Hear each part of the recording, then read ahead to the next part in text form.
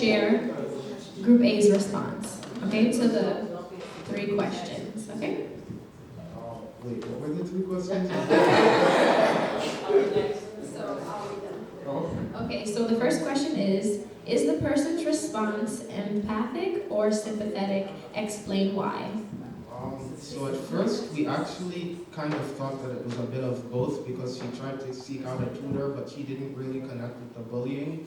But towards the end, Elder Mayers was saying, and I think we all agreed that it was sympathetic because she was viewing things from her own standpoint and she never really connected with what was going on in his generation or in his sphere. Right. Very good. Thank you. Thank you.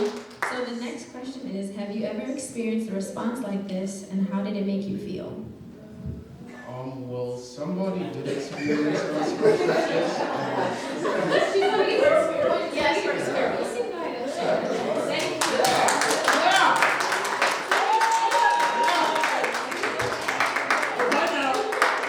All right, I was telling the group that when I was a child, around 8 or 9 years old, I remember the person who took care of me, because she had me from 7 months old, because my mom was away already.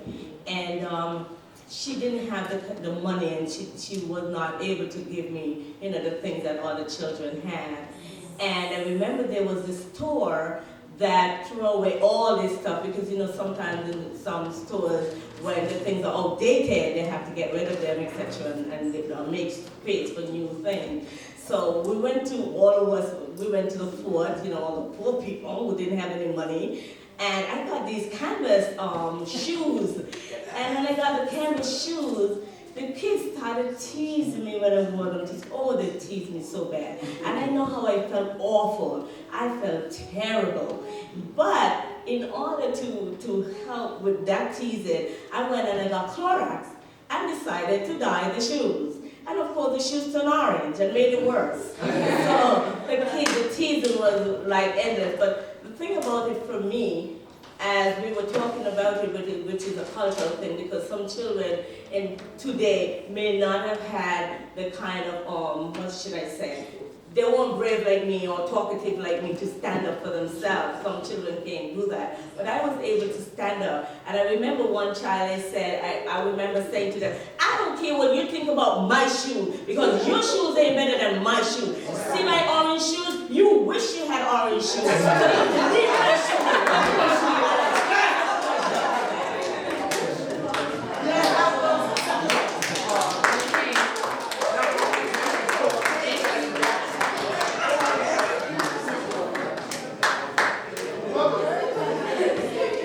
All right, so Group A, did you choose which one was it, empathy or sympathy? Yeah, we said sympathy.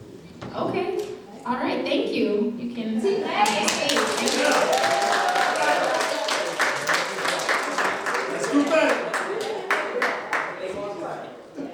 All right, thank you, Group A. Group B, do you have your representative ready? Okay.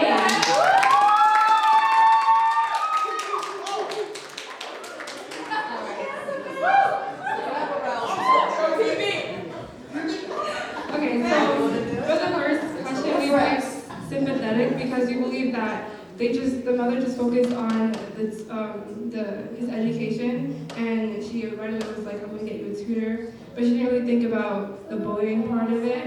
And yeah, so that's why we picked sympathetic. For the second one, we said some of us may have felt annoyed, comfortable, and that their problem was minimized. And some people felt when someone responded to them in that way, they felt that no one cared about them. For the third one, we put that we should show more interest and listen and just try and get the person's perspective on how they're feeling. And with the mother, for me, I would have said ask them, do you like what you're wearing? Do you like your clothes? And if he says no, then maybe I can make a way to go shopping with him or something so that he can feel better about himself. Because if he doesn't feel good about himself, then everybody else will bully him and he'll still feel bad about himself. But as long as he can build up his self-confidence, then I guess he will feel better.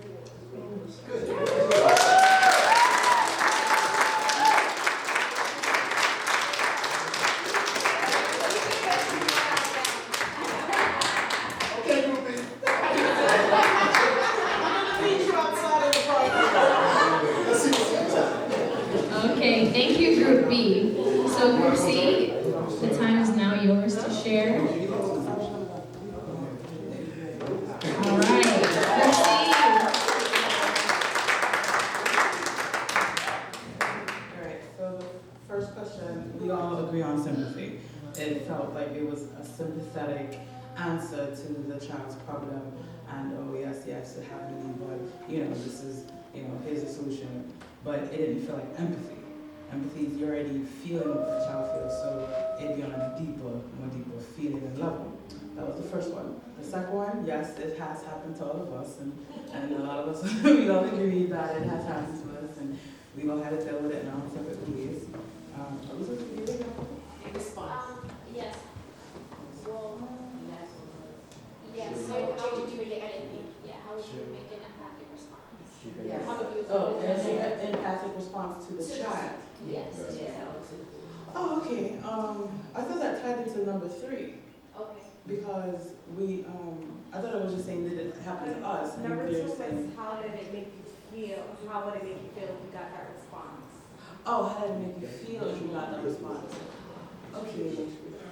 Yeah, I mean, positive, having a positive remark and understanding that this person has felt what we felt, yes, but you still get that alone feeling like, yeah, I get what you're saying, and you seem like you get it, but it's like, okay, you're fine. You know what I mean? You'll be alright. It's like sometimes parents just brush it off like, you'll be fine, don't worry about it.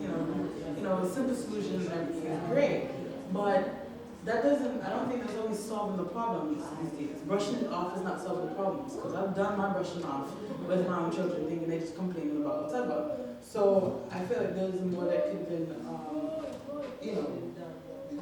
could have been done, and more of a deeper conversation could have been had as well as that. Now the third one was change it. Okay, so first off, we've agreed that building up this child's self-esteem should have been first before we address the situation. Building them up, making them, I remember I saw this one thing on Facebook, and the father had that little girl in the mirror, and she was reciting, I don't know if you've ever seen it, the affirmations, yeah. You'd be surprised, affirmations work. If you keep that perpetually going to your head and writing it down, it's like it helps build up your self-esteem, even if you're just doing it for yourself. But that father made me proud, because he was literally having his daughter repetitiously repeat affirmations in the mirror about how strong she was. And it was a long video. That video was a really good video, so I'll save that video. So yes, building up that child's self-esteem and working with that child. And there are children who are very sensitive, and it's not so easy, but once they get past the sensitive part, then, okay, toughen, come on, you have to toughen up. Because being in New York, I think you have to grow extra layer of skin. Yeah.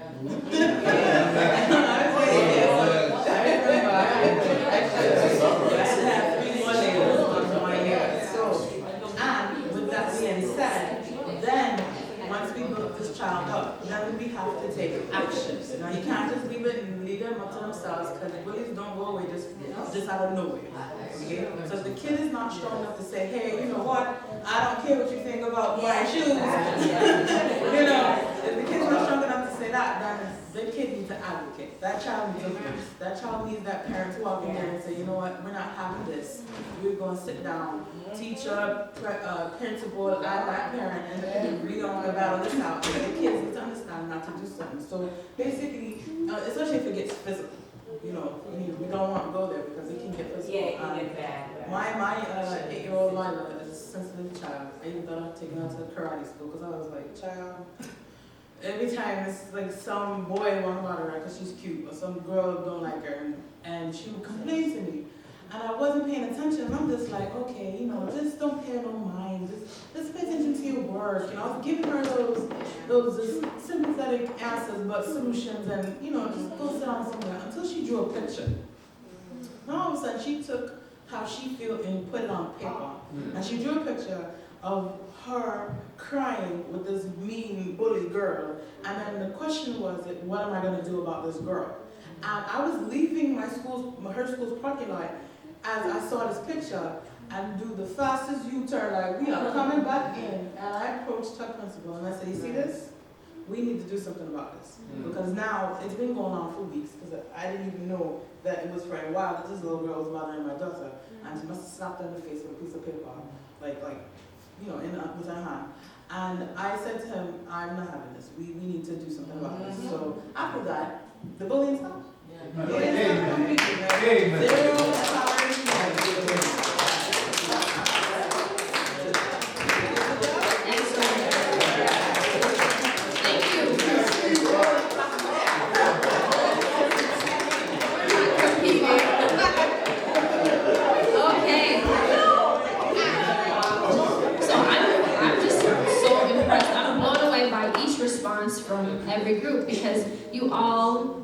very strong points. Real fast.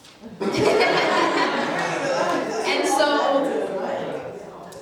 in the interest of time, we're going to just do one more scenario. But to close off that scenario, I just want to say that you guys hit the nail on the head with, sympathy versus empathy. You both, all three of you, were able to identify that the parent or the friend's response, they were just focusing more on the clothing or, their own personal experience rather than connecting to how the child is feeling and what they can do to help them feel better. So give yourselves a round of applause. So I'm gonna read the last scenario, and you're going to touch on the same questions for the last scenario, okay? All right. Rachel is 26 years old and lives with her father and 2 younger sisters. Because of her mother's severe mental illness, she often feels overwhelmed with work and taking care of her mother. Your response of encouragement to her is, "Rachel, how are you? I noticed you seemed a bit down today. Is everything okay? Let me know if there's anything you need or if I can help in any way. Also, I'll be praying for you." Okay? That's the end of the scenario. That one was a little short, but take some time within your group to discuss the same question. The same 2 questions, or the same 3 actually. Is the person's response empathic or sympathetic? Explain why. And then number 2, have you ever experienced a response like this? How did it make you feel? And the last one, well actually, don't worry about the last one for this one. Sure. No problem. No problem. All right, are we ready? Okay. Rachel is 26 years old and lives with her father and 2 younger sisters. Because of her mother's severe mental illness, she often feels overwhelmed with work and taking care of her mother.